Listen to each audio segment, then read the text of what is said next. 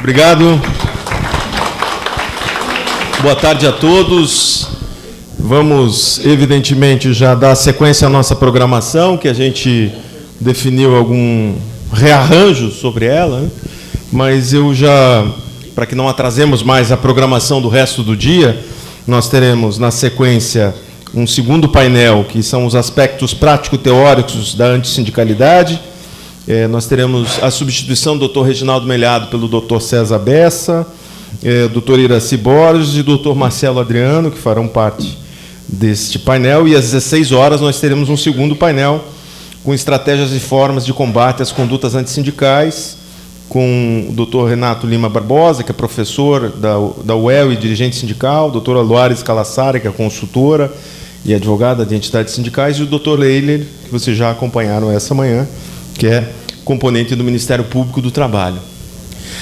O meu diálogo nesse início de tarde, e prometo que serei conciso, breve e tentarei ser eficaz no meu diálogo com vocês, que é a violência empresarial e antissindicalidade, sintomas de déficit democrático. Não tem microfone sem fio, né? Que eu sou meio... gosto. Tá, então vou ficar paradinho aqui. Mas tem fio bastante. Tem fio bastante? Posso falar? Então vou puxar aqui. Então, pessoal, a gente pensar sobre o déficit de democracia no Brasil, pode passar? Significa passar por alguns aspectos que são importantes. Eu ia passar um vídeo para vocês, que é um relatório que é produzido pela Confederação Sindical Internacional, pela CSI, que é a grande central sindical dos trabalhadores, né? A CSI aglutina todas as categorias profissionais e representa, do ponto de vista internacional, como se fosse uma grande central internacional que aglutina todas as internacionais de cada uma das profissões de vocês. Mas eu não vou passar o vídeo, até para não tomar o tempo de vocês, mas esse vídeo mostra quais são os piores países do mundo para trabalhar. E quais são os piores países do mundo de desrespeito às liberdades sindicais. Então, vamos lá. Os que estão mais amarelo aqui à esquerda são os países que respeitam e raramente têm violações à liberdade sindical. A Áustria, a Alemanha, a Islândia e o Uruguai. Então, esse povo aqui estaria na Série A, né, da Copa do Mundo de Nações. São nações que respeitam as liberdades sindicais. Num segundo aspecto, num segundo time, nós temos países com violações reiteradas a direitos, né? Então, nós, neste segundo time, concentramos a África do Sul, Moçambique, República Dominicana e o Brasil. No terceiro, as violações regulares de direitos. E vejam que eu vou falando o país e vocês já vão pensando o desenvolvimento econômico e social de cada um desses países, né? O Reino Unido, a Espanha, El Salvador e a Austrália também estão no nível mediano de desrespeito às liberdades civis, sindicais e dos direitos dos trabalhadores. Aí aqui nesse item 4, que pega esses 4 países, nós já passamos com violações sistemáticas de direitos. São países em que as violações vão se dando cotidianamente. Temos aqui o país da liberdade, Estados Unidos, da liberdade daqueles que têm propriedade, né? O México, que está do lado, o Líbano e Honduras.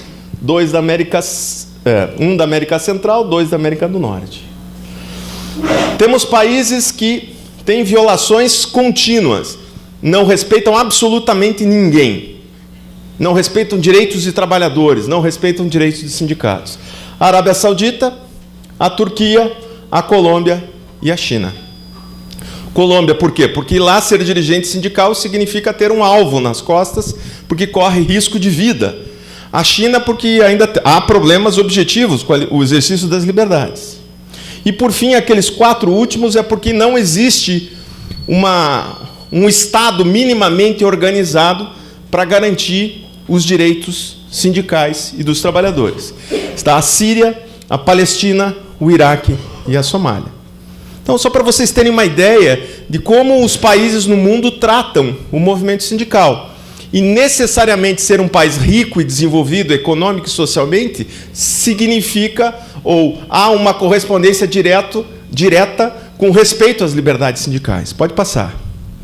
E para isso, e aqui a luminosidade não vai ajudar muito, eu fiz um comparativo das taxas de sindicalização, porque é sempre uma coisa que já o Brasil tem a unicidade, tem problema com taxa de sindicalização. Não sofram mais por isso. Vou explicar para vocês.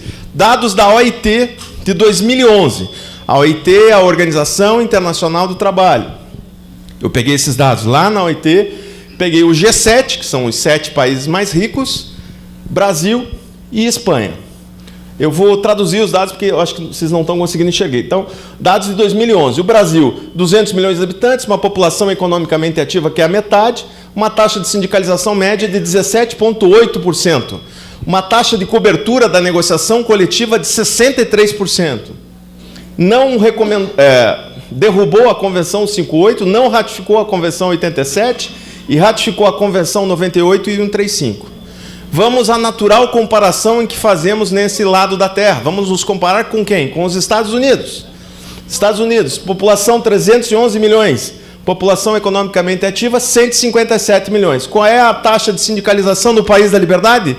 11%. E é 11% porque a taxa de sindicalização nos servidores públicos é muito alta, é 30%, e a nos trabalhadores privados é 5% a 6%. Taxa de cobertura da negociação coletiva, 12%, baixíssima. Não ratificou nenhuma das convenções, a Pátria da Liberdade. Nem 158, nem 87, nem 98 e nem 135. Ou seja, os Estados Unidos dão uma banana para as normas internacionais do trabalho. Vamos para outro que a gente sempre gosta de comparar na Europa. Vamos para a Alemanha e para a Itália. A Alemanha, sede da Volkswagen, cadê o Jamil? A nossa querida Alemanha. Taxa de sindicalização igual a do Brasil, 18%. Taxa de cobertura da negociação coletiva igual a nossa 63%, a Alemanha 58%. Não ratificou a Convenção 58, ratificou a Convenção 87, ratificou a Convenção 98 e ratificou a Convenção 135. E para fechar com a Itália, como deve ter muito descendente italiano nessa sala, a Itália, que é um dos países mais ricos do mundo, tem sim uma taxa de sindicalização alta, 35,7%. Então a taxa de sindicalização italiana traz dados consistentes. Tem uma taxa de cobertura da negociação coletiva de 80%, maior do que a nossa. Não ratificou a Convenção 158, ratificou a 87, ratificou a 98 e ratificou a Convenção 135. O que dizem essas convenções? A 158 é aquela famosa convenção do Tim Maia, a convenção me dê motivo, né? Dê um motivo para a dispensa, né? A 87 é a que trata da liberdade sindical, propriamente dita, né? A Convenção 98, que trata do direito de negociação coletiva, e a Convenção 135 é a que trata de respeito aos representantes sindicais. Então, para mostrar para vocês que, independentemente, ratificando aquele dado anterior, do desenvolvimento econômico e social de um país, da adesão maior ou menor a uma convenção da OIT, as taxas de sindicalização ou de atuação, ou as formas de atuação sindical, variam de acordo com o desenvolvimento de cada país. Aqui tivemos menos tempo de democracia e muito de ditaduras. Dizem até que, nesse momento, vivemos um estado de exceção. Cada um analisa a realidade do seu jeito. Mas, indiscutivelmente, os sindicatos, historicamente, sempre tiveram mais dificuldades para o exercício das suas liberdades sindicais. E me parece que os depoimentos no período da manhã deram conta de mostrar as várias dificuldades que têm as entidades sindicais. Pois bem, vivemos uma sociedade que se diz moderna, onde o direito, esse é um pensador, aí, professor Espanha, foi pensado por homem branco proprietário. Opa, o direito do trabalho não é só de homens, não é, aliás, na maioria não são proprietários e não são brancos. Temos uma sociedade que ter um posto de trabalho nos identifica dentro dessa sociedade. Por isso que a dor do desemprego é uma dor que dói na alma, não é isso? Por isso, quando a gente está num domingo, no almoço de família, e você está desempregado, e aquele teu cunhado, que não é muito querido, faz aquela pergunta se você já arrumou um emprego ou não, você fica chateado, não fica? Porque o trabalho, a ocupação nessa sociedade nos identifica relacionalmente. Nós perguntamos o nome da pessoa e depois o que ela faz. Isso é muito importante para nos identificar, para nos dar a nossa identidade nessa sociedade.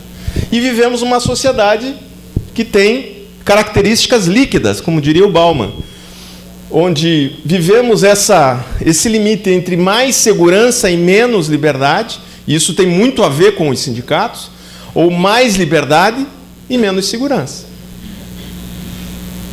Onde nós temos fragilidade nas relações. As relações hoje são fluídas. E os trabalhadores têm essas relações fluídas nas suas vidas individuais e nas suas vidas em relação aos seus empregadores, porque a insegurança é maior do que a liberdade. E nisso também impacta a ação sindical. Nós não podemos achar que o trabalhador que vive numa sociedade com pouca segurança, uma liberdade vigiada ou não, mas que vive fragilidade nas relações humanas e na relação de trabalho, possa ser um sujeito com muita autonomia para defender interesses junto aos sindicatos. E isso impacta em alguns elementos importantes. Para quem tem cabelos brancos ou poucos cabelos, como eu, vai lembrar dessa trilogia fantasmagórica que era a Hora do Espanto. Alguém aqui lembra da Hora do Espanto? Os filmes que nos deixavam muito amedrontados. E nós vivemos a trilogia da Hora do Espanto.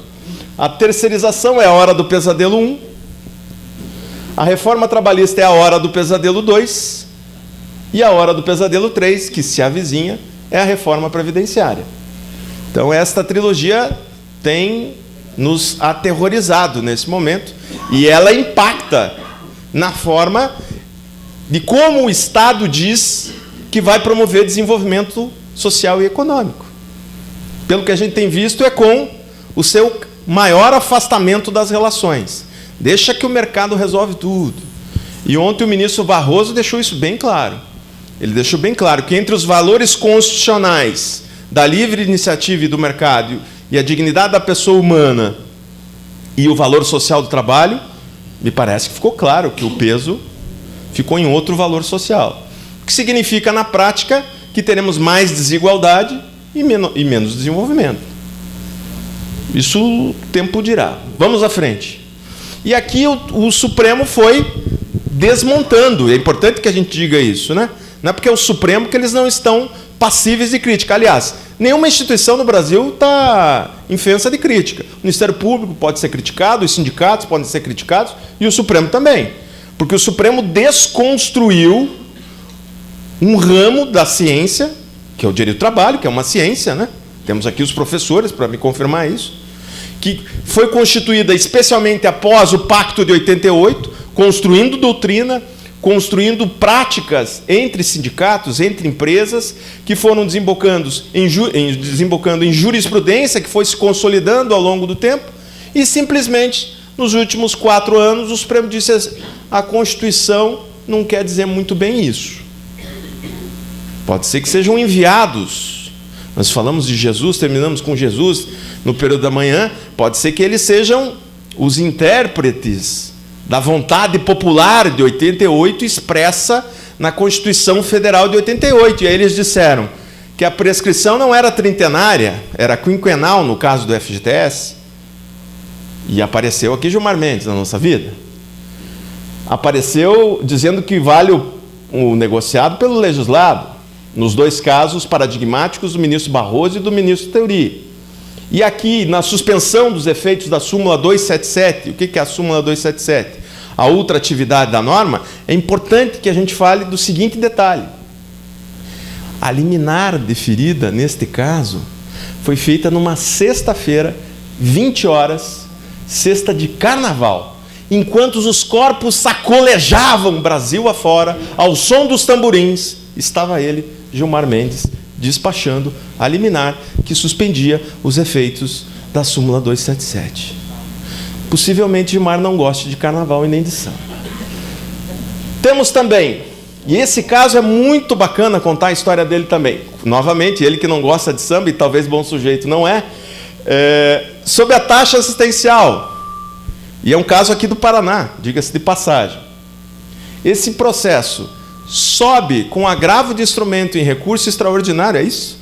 Agravo de instrumento em recurso extraordinário. Meus amigos, no dia 16 de dezembro de 2016, no dia 4 de janeiro de 2017, não é 18, 17, menos de 30 dias depois, já estava no gabinete do homem que não gosta de samba, que já tinha despachado, e na primeira semana de fevereiro, nós já tínhamos o famoso despacho do gabinete virtual. O plenário virtual, o gabinete... deve ser gabinete virtual, plenário virtual, é tudo virtual, o sujeito despacha, e aí temos aqui a preparação para a reforma trabalhista, que foi colocar a faca no pescoço dos sindicatos, dizendo que vale o precedente 119, com todo o respeito à Suprema Corte. Esse voto é um duplo twist carpado hermenêutico, porque ele fundamenta toda a sua decisão na contribuição confederativa para chegar à conclusão na contribuição assistencial, sendo que todos os precedentes anteriores que trataram do tema ou não enfrentaram a questão de mérito, ou disseram, nos casos dos julgados do ministro Marco Aurélio, do ministro Jobim e do ministro teve mais um agora que eu não me lembro, que poderia se instituir a contribuição, mas esse é um tema que ficou. A DIN da terceirização está com ele de novo, Gilmar Mendes. A da reforma trabalhista com o Barroso e a da contribuição sindical do Fachin, essas duas últimas de conhecimento de vocês. Então, nós estamos vendo uma mutação, uma mudança de interpretação naquilo que se entendia fosse os aspectos consolidados doutrinariamente no âmbito do direito do trabalho e no âmbito das relações do trabalho. Pode passar. Mas aonde está o déficit democrático? E eu vou começar pelo espaço da empresa. Mas vou chegar também nos sindicatos. A subjetividade capturada, né? É um sujeito que privilegia a sua performance individual, estimulado constantemente a competir com o seu colega, e no ambiente de insegurança. Essa subjetividade capturada não torna o sujeito mais solidário, cooperativo, participativo ou com vontade de interagir com colegas para melhorar as condições de vida gerais. Um segundo aspecto, a desinformação. E eu quero dialogar com aquilo que o Ayub falou de manhã, né? Nós temos uma mídia oficial.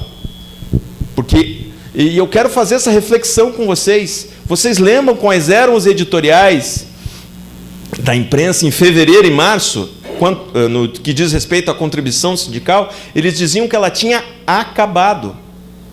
Eles induziam as pessoas a erro. Ela não acabou, ela foi convertida em novas condições. Mas a força da mídia convenceu as pessoas que a contribuição sindical tinha acabado. Ela informa ou desinforma? Essa é uma questão a se pensar. E quando há uma cobertura de um evento sindical, qual é a dinâmica numa greve? Se colocam os elementos reivindicativos que estão dados para aquela greve, ou só se colocam os problemas que a greve suscita? E, portanto, os meios de comunicação são ou não agentes de atos antissindicais? Precisamos pensar sobre isso. O espaço de sociabilidade está enfraquecido, desprestigiado. Nós temos até dificuldade para ir na assembleia do condomínio, não é verdade? Quem mora em condomínio sabe o que eu estou falando. E assembleia de condomínio. Mas esse não é o mesmo raciocínio que o trabalhador fala, puta, ir na assembleia do sindicato? Ouvir aquele discurso chato que os caras fazem lá por 40 minutos, que não são objetivos naquilo que eles querem nos contar. E a gente tem que falar essas coisas, gente. Se a gente não puder fazer essa reflexão agora na crise, quando que a gente vai fazer? Nós precisamos melhorar a nossa forma de comunicação. Além do que, dentro da empresa, há uma interdição ao diálogo social. Isso é um fato também. Há uma vigência do estado de exceção no território punitivo do empregador. Contraditória e ampla defesa tem dentro da empresa? O sujeito tem espaço para se defender, contrapor os argumentos de eventual punição. Na aplicação da justa causa ele pode se defender, ou vale uma versão única do empregador? Vocês aqui devem pensar e responder sobre isso. No espaço das empresas 4.0, a desarticulação do espaço produtivo. O pessoal do metalúrgico bem sabe, as empresas modulares, né? Você tem um pedaço de cada uma. E o exemplo mais clássico agora é o McDonald's. Lá em Curitiba, eu não me apresentei, eu sou de Curitiba, né? Professor da Universidade Federal, advogado trabalhista. Lá em Curitiba abriu no shopping Curitiba, a primeira loja do McDonald's, onde você não tem mais o atendente. É um tablet gigante, assim, você vai escolhendo o teu lanche, aí você bota lá no final, amo muito tudo isso, né? Vai escolhendo os teus coisas e vai direto no caixa, não tem mais o atendente. Então é mais um espaço de saída, de retirada do trabalho humano diante das novas tecnologias. E veja, nós brigávamos com o McDonald's por causa do trabalho intermitente, né? Que foi aquele trabalho tão importante que o Ministério Público fez numa ação ajuizada lá em Pernambuco, em Recife. Então, nós somos desafiados a enfrentar as novas formas de organização do trabalho. E aí, no que diz respeito diretamente às liberdades sindicais, há um constrangimento aberto ou velado de inibição, coação de qualquer atuação ou simpatia pela pauta ou atuação sindical. Ou não é um fato isso? É ou não é, gente?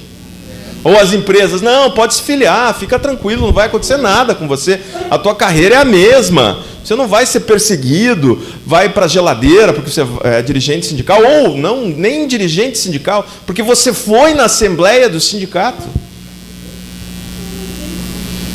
Então, nós temos aqui na ordem econômica esses déficits democráticos que a gente precisa refletir, porque se a gente erra no diagnóstico, a gente também não vai acertar no prognóstico. Não é verdade? Seguinte. E aí vamos falar um pouco da gente, vamos se olhar para o espelho. Não é? Vamos nos olhar para o espelho. Eu sei que depois do almoço é difícil olhar para o espelho, porque a gente está meio com a cara de sono. Mas vamos olhar para o espelho. Do ponto de vista do nosso campo, há uma adesão ideológica ao discurso neoliberal em alguns casos, gente. Não dá para fugir, nós estamos em 18, daqui a pouco é a eleição, cada um escolhe o que quer, cada entidade sindical faz o que melhor lhe orientar, mas apoiar candidatos favoráveis à reforma trabalhista é ou não é um tiro no pé? Não sei, vocês é que tem que me responder. O cara votou contra os trabalhadores na reforma trabalhista. Aí ele vai pedir voto e a gente vai votar nele? Não sei. Né, Márcio? Não sei, aí a crença no ser humano, né, mas quem vota em candidato que apoiou a reforma trabalhista e votou na reforma trabalhista está no lugar errado, gente. Está no lugar errado, né? E é importante que a gente diga isso no ano da eleição. E nós temos que afirmar que nós temos dependência econômica do financiamento sindical via negociação coletiva. Nós precisamos entender melhor isso, gente. Porque senão a gente também fica numa choramingação que a gente precisa esclarecer. Eu acho que o fórum cumpre esse papel. Nós temos que dizer claramente, os sindicatos têm baixas taxas de sindicalização. É um fato, mostrei para vocês. Não é do Paraná, não é do Brasil, é mundial. É mundial. Por os vários aspectos que eu já estou mostrando para vocês. As taxas de sindicalização são suficientemente eficazes para a manutenção dos sindicatos e da estrutura que eles têm hoje? Só pela mensalidade? Creio que não. Portanto, é importante que os sindicatos assumam que o financiamento sindical via negociação coletiva, com a famosa contribuição assistencial, negocial, ou o nome que se dê, são fundamentais para a existência da entidade sindical. Agora, as condições para a validação democrática desta forma de financiamento também precisam ser abertas, transparentes, com representatividade mínima. Não é? Tá certo que numa assembleia de condomínio, quando a gente aprova uma despesa, mesmo de um, sei lá, um condomínio com 100 apartamentos, se tiver só 5, a despesa é válida, não é? Se aprovar lá uma reforma, vai colocar mármore Carrara na entrada do prédio, caríssimo. A assembleia do condomínio aprova. Vale ou não vale? Vale, por mais que ela tenha baixa representatividade. Não creio que esse seja um bom caminho para a gente. Eu acho que a gente tem que apostar em assembleias representativas. Que talvez não seja uma assembleia, não sejam duas, sejam assembleias nos locais de trabalho, sejam assembleias, por que não, à distância, com a introdução de novos mecanismos de comunicação, gente. Para quem não conhece, no final da palestra eu apresento o WhatsApp. Se alguém não conhece o WhatsApp ainda, eu apresento ele. Prazer, WhatsApp, aqui, Benedito, WhatsApp. Internet. E por que não pensar a possibilidade de assembleias virtuais? Estou no Facebook, ó, o Gilmar Mendes vai dizer que ele gosta de samba e não é doente do pé. Depois ele pode me contestar. Então, assim, nós temos que nos adonar das novas tecnologias para entabular novas formas relacionais com aqueles que representamos. As formas tradicionais são importantes, as assembleias presenciais, os boletins escritos, mas eles devem estar acoplados às novas formas de diálogo. Eu estava brincando esses dias, o WhatsApp, na verdade, Iraci, ele virou aquelas mensagens que a gente fazia antigamente por telégrafo, né? Que eram todas resumidas, né? O WhatsApp virou isso. São comunicações, né? Com desenhos, com 2 letras no máximo, é quase um telégrafo da minha época, né? Aí um dia em sala de aula eu falei, serei telegráfico na aula. Os alunos me olharam. Telegráfico, o que é isso? Ah, daí eu fui explicar o que é mensagem por telegrafia e tal. Enfim, a gente precisa pensar isso, gente, de verdade, como voltar a se relacionar. O exercício da democracia sindical, pesquisas de opinião. Veja, fazer uma pesquisa de opinião à distância, em que o sujeito vota na página do sindicato, tem algum custo muito alto fazer isso? Não tem, gente. Os portais de comunicação fazem isso constantemente, né? O UOL pergunta, o Amoedo tem que ser ou não tem que ser candidato? O Lula tem que ficar livre ou tem que ficar solto? Eles fazem perguntas, por que a gente não pode fazer? Até para pautar e nos orientar melhor essas questões. E eu repito, as assembleias podem ser virtuais? Por que não? Por que não podem? Se o cara não quer... Hoje a gente não quer mais nem mais ir no banco, né? Para evitar a fila. Faço tudo. Por que a gente não pode ter uma tecnologia com validação concreta em que o sujeito possa, sendo filiado ou não, ter condições de participar das decisões do sindicato? Outra coisa. Às vezes a gente incorre num erro que eu acho grave, que é tentar uniformizar as categorias que têm experiências diferentes. Eu estou vendo o Zezão lá que está chacoalhando a cabeça. Zezão, fazer movimento sindical na construção civil é diferente de fazer movimento sindical como o Jamil faz no metalúrgico, que é diferente de fazer movimento sindical como o Iaiub faz na experiência dele, que é diferente na indústria da alimentação e que é diferente no bancário. Não existe uma fórmula certa e pronta. O Márcio vai saber como fazer do jeito dele, para a categoria dele. Talvez a receita dele não sirva para a construção civil. Aliás, tem bastante metalúrgico. Tião, fazer movimento sindical em Londrina é igual a fazer em Fortaleza? De metalúrgico. Esse é o custo de ser um país grande, gente. O nosso jeitão é assim mesmo. Nós somos a síntese de muitas experiências, de muitas raças, de muitas ideologias. Ou o direito do trabalho de Londrina é o mesmo direito do trabalho de Itaperuçu, que está na região metropolitana de Curitiba, que tem IDH padrão Nordeste. Então, as realidades no Brasil exigem respostas que são adaptáveis. E aí nós do direito e das ciências sociais gostamos de uniformizar. Não, o melhor padrão é aquele do metalúrgico do ABC. Sim, é um belo padrão, que pode ser uma experiência a ser experimentada, mas existem outros que podem ser eficazes a partir das suas realidades. E a cultura política de cada entidade sindical deve ser levada em consideração, sem dúvida. Outra coisa, né? São mundos completamente distintos, os privados e os públicos. A luta dos trabalhadores no serviço público é diferente da dos privados. O patrão é outro, as relações, o óculos, né? O óculos do direito do trabalho, o óculos do direito administrativo, se enxerga um mundo diferente. E o fim da contribuição sindical vai significar o fim do sindicalismo no campo. Isso ninguém está falando. Não sei se tem companheiros aqui dos rurais. O fim da contribuição sindical, os companheiros que me corrijam, é o fim do sindicalismo no campo. Ou vai debilitar profundamente a luta dos trabalhadores no campo. Porque a contribuição sindical no campo era muito importante. Porque as condições são outras. É outro Brasil. E vocês aqui de Londrina sabem, porque estão até mais próximos das regiões produtoras, o quão é difícil fazer sindicalismo entre os rurais. Adiante. E o déficit democrático do Estado brasileiro? Esse também nós temos que falar. No Estado juiz, vamos falar do poder judiciário, do judiciário trabalhista, para ser mais específico ainda. No que diz respeito à solução pacífica das relações coletivas, ele é abstencionista. Por exemplo, dissídio coletivo. Ele não quer mais julgar dissídio. Não vou resolver mais essa parada. Não quero mais me envolver nisso. Seria uma solução, embora tensa, de acionar o judiciário, mas seria uma solução razoável em tempos de crise. Mas é diferente. Quando tem conflito nas relações coletivas, o Estado é interventivo. Interdito proibitório na cabeça de vocês. Não é isso? Viva com interdito, com multa. O Estado é muito ágil quando é para debelar qualquer movimentação social que busque melhoria de condições.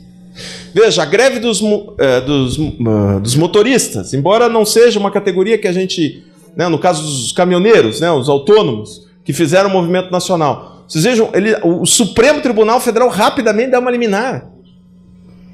Sim, a máquina do judiciário rapidamente se mobiliza para enfrentar, debelar, reprimir, aplicar multa. Então é uma coisa que a gente precisa pensar. Veja, não é porque é do judiciário que está tudo certo. Veja, não é todo o poder emana do povo, inclusive o judiciário. Ué, a conformação do judiciário dependeu de uma vontade popular. Nós precisamos pensar qual é o judiciário que nós queremos. Ele é promocional? Tem promovido uma interpretação em desajuste com os princípios gerais? Qual é a promoção que o Supremo está fazendo dos direitos sociais e sindicais? Não sei. E o Estado fiscal? E aqui eu digo, fiscal, Ministério Público do Trabalho e fiscal, Auditoria Fiscal do Trabalho. Ele está sendo tornado um abstinente, né? Porque ele está sendo desmantelado aos poucos. Na fiscalização isso já se verifica de modo mais consistente, né? Vocês devem visitar as superintendências para verificar o quão isso está se dando de modo tão violento. E no Ministério Público eles estão indo aos poucos, conta-gotas. Mas eles estão tirando aos poucos, porque é uma categoria muito forte dos procuradores, mas eles vão tirando aos poucos, né? Vão tentar enfraquecer a estrutura do Ministério Público. Por vezes também há uma incompreensão e preconceito por parte do Estado fiscal do que seja a liberdade sindical. Por isso, esta manhã é histórica, gente.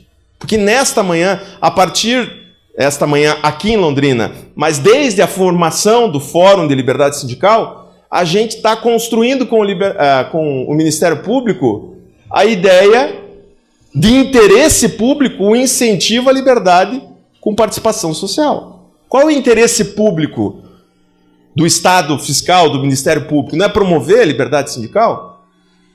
Mas é importante que para a construção dessa ideia de interesse público, ele seja dialogado com a sociedade.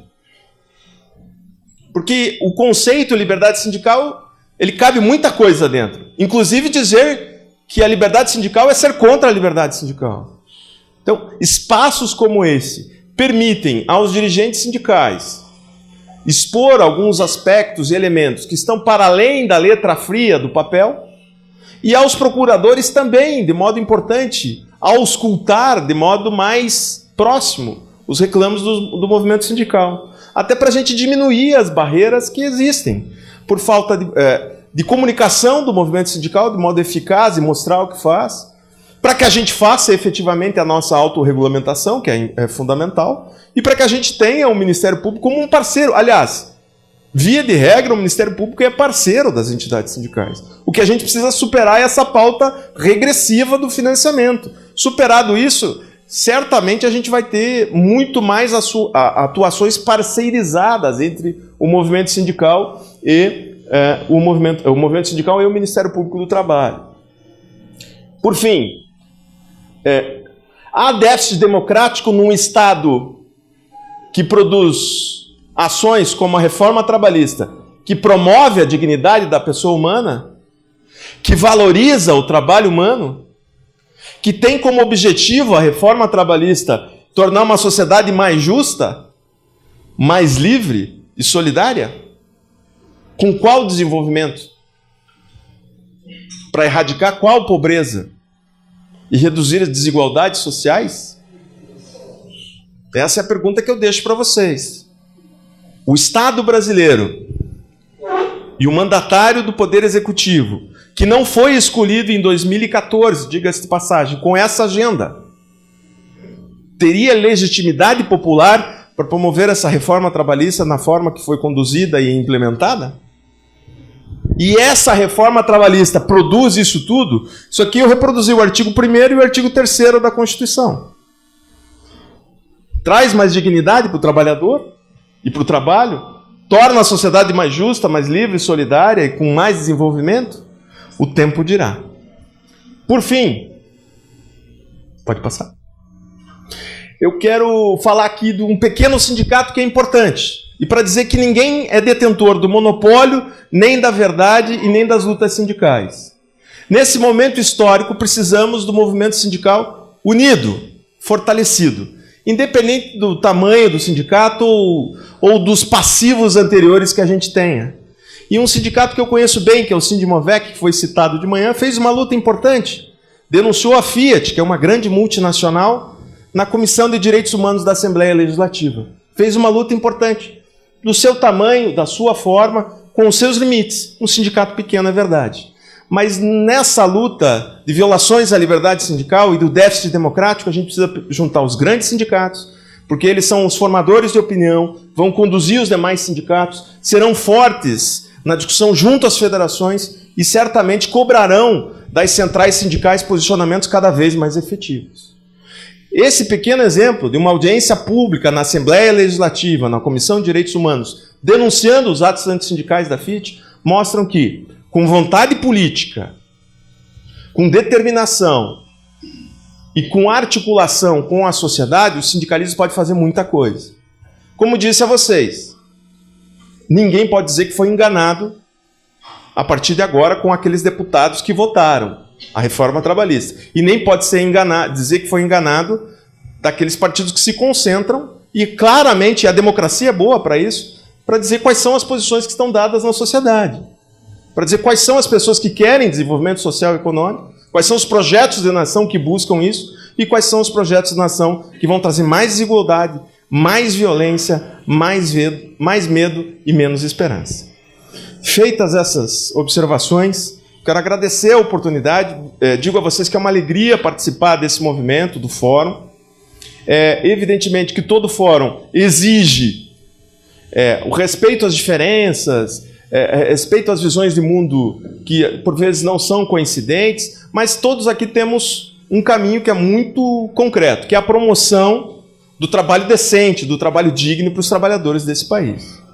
Dito isso, seguimos então com a nossa programação. Muito obrigado e bons trabalhos.